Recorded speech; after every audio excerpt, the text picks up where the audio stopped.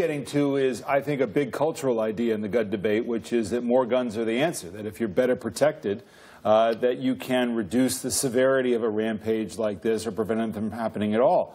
And yet the facts don't bear that out, and that's part of the problem. In states like Texas that have more lax laws, you have higher rates of gun deaths.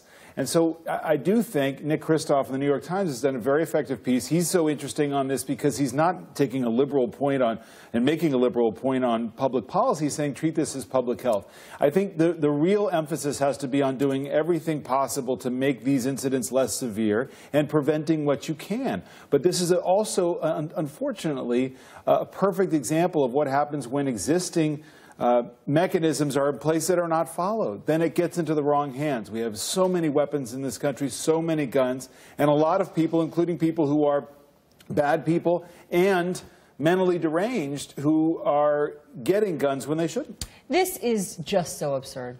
It's just so absurd, Chris, that the idea, I mean, the president is sticking to the tired NRA talking point of the only way to stop a bad guy with a gun is a good guy with a gun. That's it. That is not true in other countries. Other countries are able to stop bad guys from getting guns. Yep. That's how other developed countries do it. And the idea that this guy, just to be clear about his background in case everybody hasn't been reading up, he choked, he punched, he hit, he pulled the hair of his wife, and then he cracked the skull of her infant child. That's the guy that then was able to get at least 4 guns that we know of.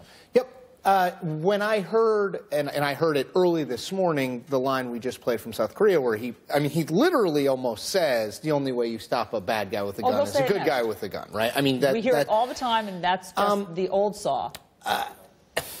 The problem there is that I think it winds up functioning as a catch-all for, well, can't do anything. Can't do anything. And I think what we're dealing with here, look, Donald Trump said yesterday that this is more a mental health issue than it's a guns issue. I would argue it's a mental health issue and it's a guns issue. And even if you think it's just the one, then we should try to do something on the one, right? Sure. To your point, Allison, which is like, this is clearly a person who should not have been able to buy But we know what the remedy for that is. Right. I mean, we do. It's easy to get incensed by that, but the Air Force dropped the ball. This is not Donald Trump's fault or people who advocate gun rights. There was an existing measure that was in place that had it been followed, he wouldn't have had a gun. Fair enough, but in February, we should also mention that President Trump did make it easier for mentally unstable people to get their hands on guns. But that has nothing to do with why he got a gun in this case. There are a million different ways to skin this cat. Yeah, but here's you know what? The problem is that this is far more complicated than people want to admit. It's easy to get upset in the moment because we don't like the outcome of these situations. But even if you want to just take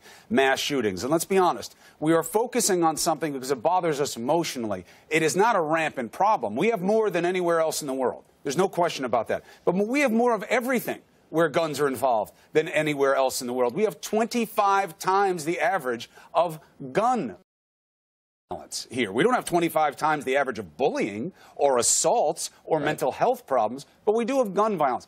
This is a complex problem. Mental health, who gets treated and who doesn't, matters. Gun access matters.